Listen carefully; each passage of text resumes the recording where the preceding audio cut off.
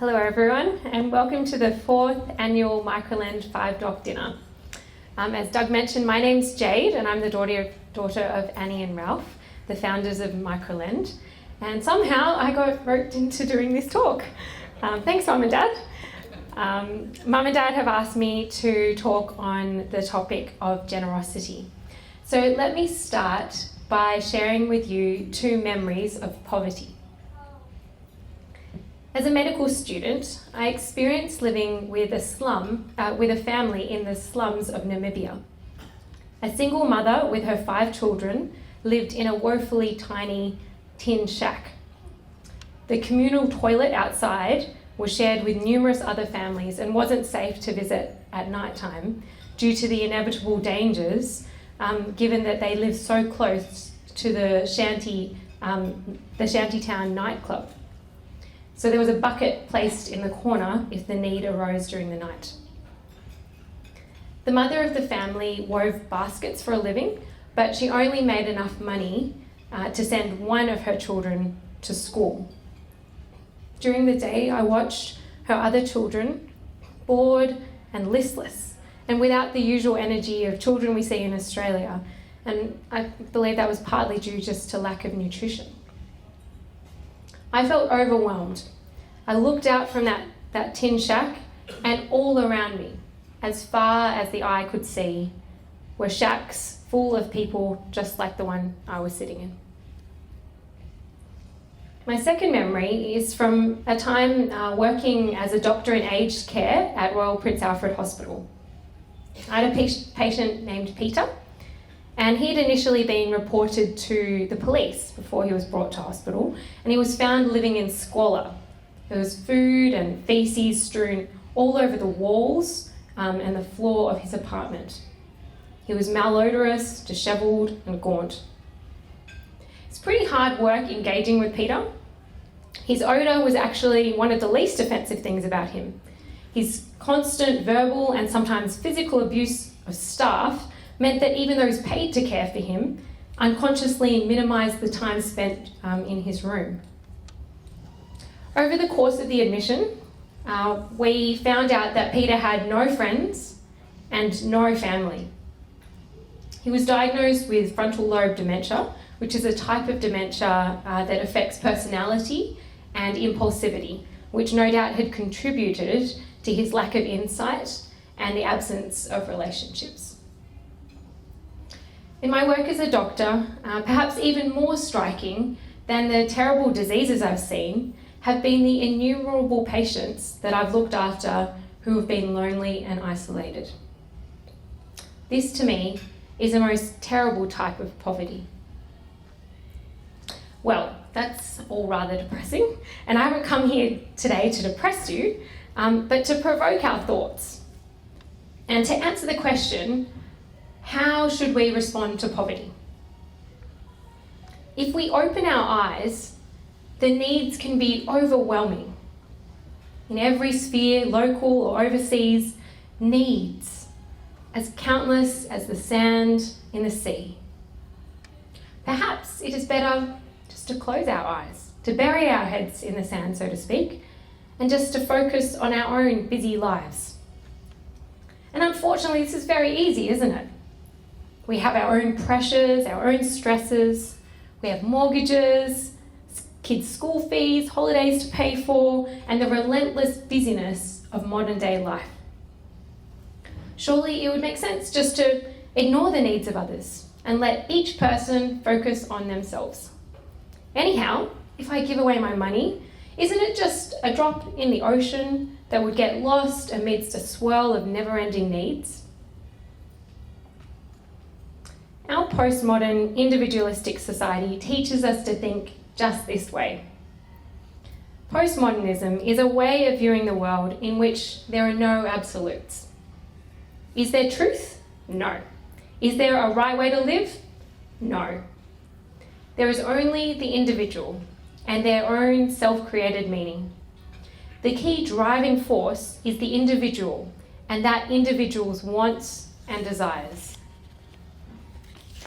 Today, I want to affirm that there is truth, that there is a right way to live, and that there is much, much more than the individual and our own wants and desires. You are here tonight because you believe it, and so in some senses, I'm preaching to the choir. But I want to articulate this for us because the paradigms of postmodernism press in on us on every side, and sometimes we don't even know it. I believe that woven into the fabric of the world is a wisdom which says that the way of generosity is the best and the right way to live. This wisdom is as real as the sky and the stars, the earth and the trees, as real as you and I. Although we can't physically touch wisdom in the way that we can touch a tree, for instance, we know it is there.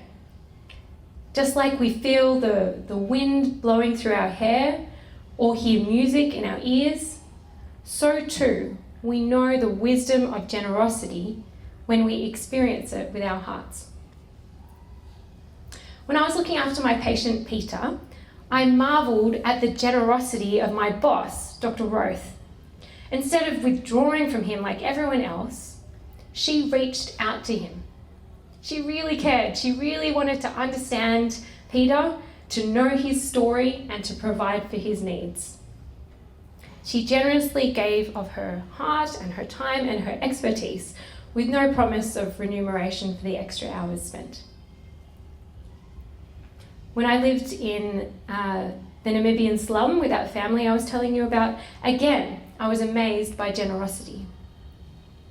My friend Peggy and I, we shared the only half-decent bed in the tin shack. The single mother insisted that she and her children squeeze onto a very thin mattress in the other much smaller room. The family was so poor that eating meat was a rarity. And I remember feeling baffled when a chicken was prepared for us and the family insisted that Peggy and I eat the best and largest portions. Can you think of a time in your lives when your hearts have been touched by generosity? When our hearts are touched by generosity, something resonates deep within us as we experience the beautiful wisdom woven into the fabric of our world. The greater the act of generosity, the greater the conviction we have of this truth. As a Christian, by far the most profound act of generosity that I have ever experienced was not when I was in Namibia and was not at a patient's bedside.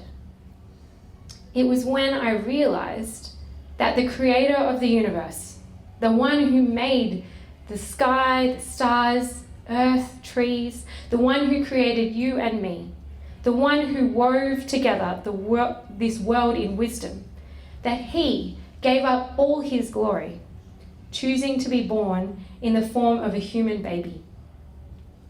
He went still further, incomprehensibly choosing to be tortured and to ultimately die in the most barbaric of ways in order to bear the punishment for every unkind and every ungenerous thing that I have ever thought, done, or said.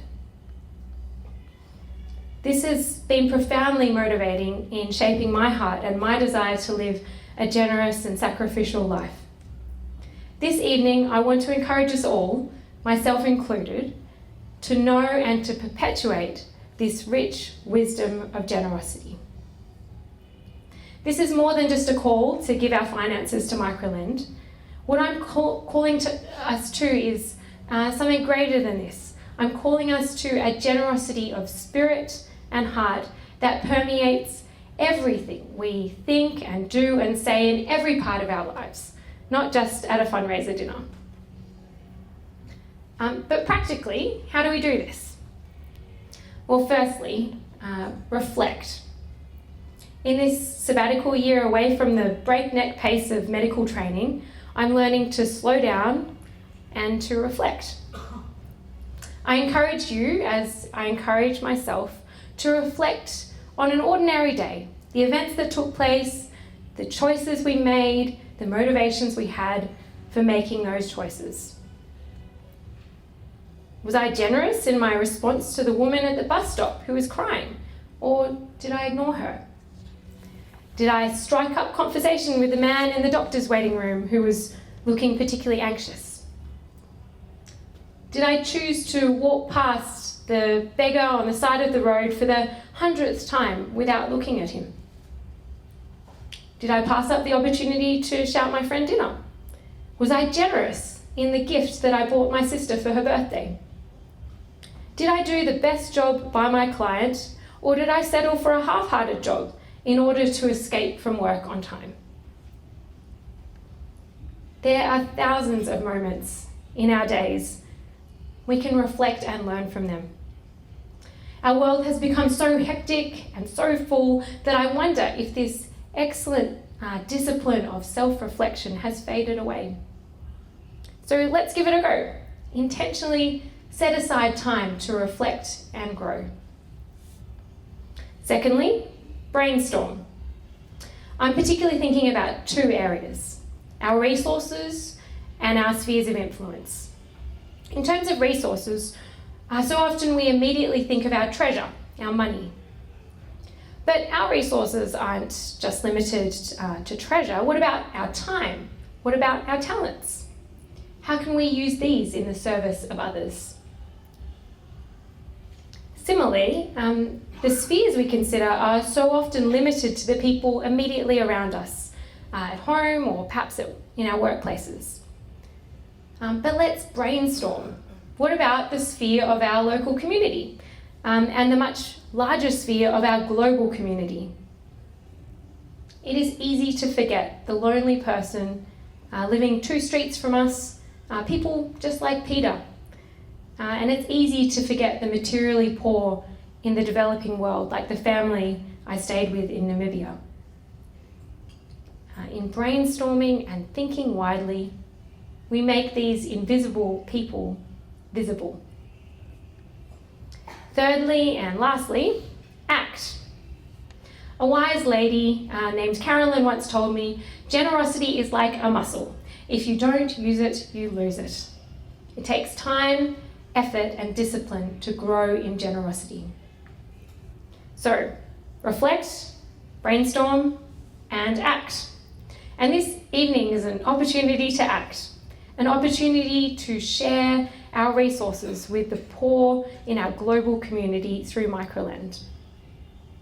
Over the last little while, my heart has been warmed as I've heard from my parents of the many people who have given treasure, time, and talents to help organise this event tonight. So I want to say thank you. And thank you to everyone for being here, for buying a ticket, and for making time for the invisible poor on the other side of the world. This evening, I want to encourage you to dig deep and to support this great cause. In closing, my hope and prayer for us is this: that we would reflect, brainstorm, and act, and that a true spirit of generosity would be cultivated in each of us, and that we would give in small ways, in our daily lives, and in bigger ways, and that in giving we would rejoice in that, knowing that each act of generosity resonates deeply with that wisdom woven into the foundation of this world. Thank you.